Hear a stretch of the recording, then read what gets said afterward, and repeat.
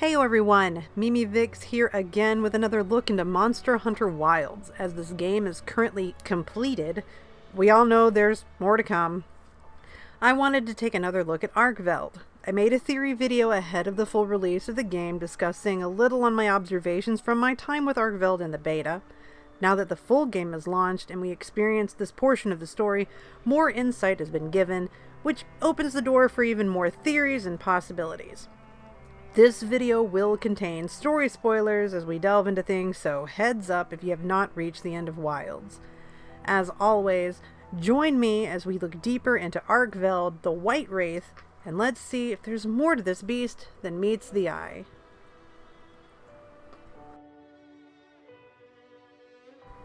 As previously mentioned, it was revealed pre-launch that Arkveld decimated a village and that Nata was the only one to escape the onslaught. The reason behind the attack was unknown, and I theorized that Arkveld had been trapped by some individuals and was in a frantic state, which caused the incident. Having played the story, it was revealed that Arkveld that we were facing was a conduit, a synthetic being made by people of an ancient civilization thousands of years ago, and these creatures are called guardians. These creatures are born... Is it born or hatched? These guardian monsters come into existence with no reproductive capability, no need to eat to sustain themselves, as they rely solely on absorbing a substance known, unfortunately, as wyvern milk.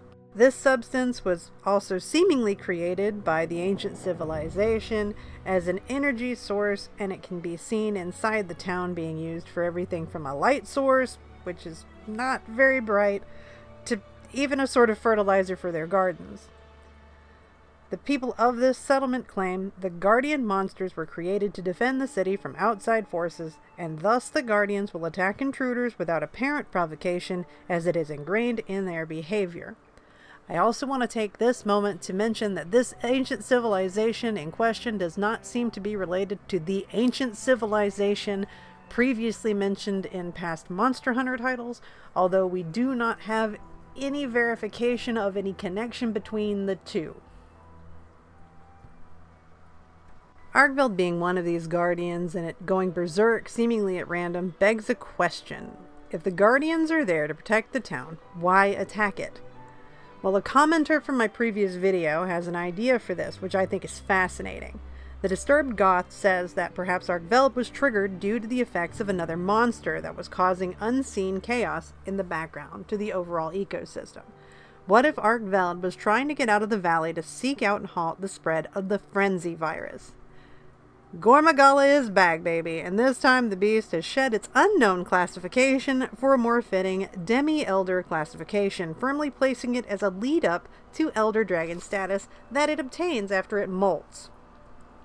The Disturbed Goth went on to point out that Arkveld absorbs elemental energy from monsters and converts that energy into dragon element, which it can then use as an attack.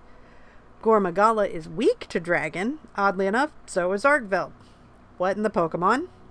And currently, without any differential information regarding resistance levels and stages like we had in World and Rise, we have no way of knowing lore-wise if Arkveld gains a resistance to dragon when in its charged state. The theory at play here is that Arkveld is an anti-frenzy virus mechanism, a sort of antibody for the ecosystem. Frenzy was reaching a fever pitch. Sorry, Nata. And Arkveld emerged from its cocoon to try and slow the spread by targeting the apex predators of the region. Did it ever go after New Udra? I don't remember. It was attacking the highest concentration of frenzy due to the food chain cycle, and this could moderately contain the damage. The downside to this is the fact that with Arkveld feeding on so many monsters that likely were contaminated in some capacity, and knowing how frenzy plays with behavioral patterns of monsters and the people it infects, this ultimately means that if Arkveld could not purify the virus within its body, it would have to either destroy itself before losing its mind or fall to the hands of a hunter as it lost control. Due to the risk of frenzy effects, we do not see if it can filter the virus out of its system safely, as the guild views it as a high threat, so the target must be eliminated to prevent further harm to the people, settlements, and the ecosystems as a whole. That said, there's another side to this. If guardians are supposed to protect this area from harm, what if Arkveld sought out all those monsters as a way to make itself stronger? What if the ingrained guardian programming of their creation caused it to know that it was too weak to deal with the lingering threat that it forcefully rampaged through to find a way to become strong enough? What if all the senseless monster slaughter was a means to an end? If that is the case, while it was definitely not a good thing for the ecosystem at the time, it was in everyone's benefit that Arkveld went on a spree. The lingering threat that Arkveld was potentially trying to fend off would be the very thing that destroyed the civilization of Wyveria 1,000 years ago. The boss of this portion of Monster Hunter Wild's story is that creature, and that creature is Zoshia. The fact that Arkveld brought its kills back to a specific place within words are hard, within Wyveria. My gosh, just keep recording. The fact that Arkveld brought its kills back to a certain place within Wyveria implies that it knew what was going to happen. The East was likely on borrowed time, with the Dragon Torch so close to Arkveld's feeding spot.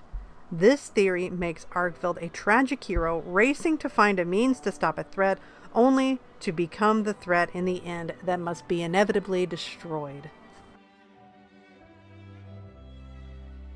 The counter-argument to this would be that Arkveld was working with Zoshia and planned to release it, but considering I don't have too much to back this theory, and that Frenzy doesn't have mind control properties like the Curio from Rise, I didn't really feel I could delve too deeply into this, but I did want to mention it as a possibility.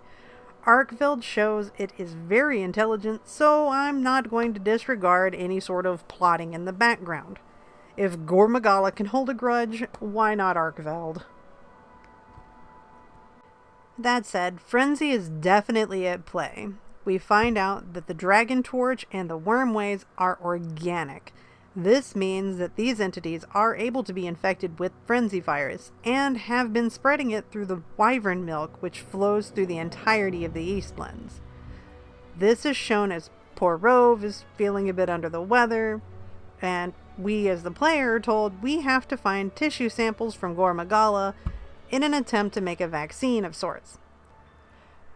Yes, I know vaccines don't work this way, and typically you don't want to give a vaccine on a person that is immunocompromised, but this is a fantasy game, so I will let them cook. This means that 1,000 years ago, Zoshia went bonkers, after which it put itself into stasis within the Dragon Torch, which may have already begun feeling the effects of the frenzy infection. This creature slept while absorbing more and more of the frenzy virus through the wyvern milk, which also contains genetic information from Gormagala, since the frenzy virus is actually created inside Gormagala, and that could have affected Zoshia's form, causing an evolutionary shift within the cocoon, changing its appearance. This means, in theory, Zoshia is closely related to Magala due to the mysterious ways that Wilk works. I'm sorry, I can't say wyvern milk anymore. I just can't. I've said it too many times. I can't.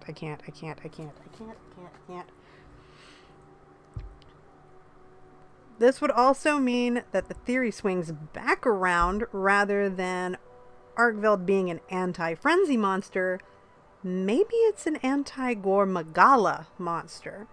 Arkveld is known to drain Gormagala on the field, and this will exhaust Magala, leaving it open to attacks.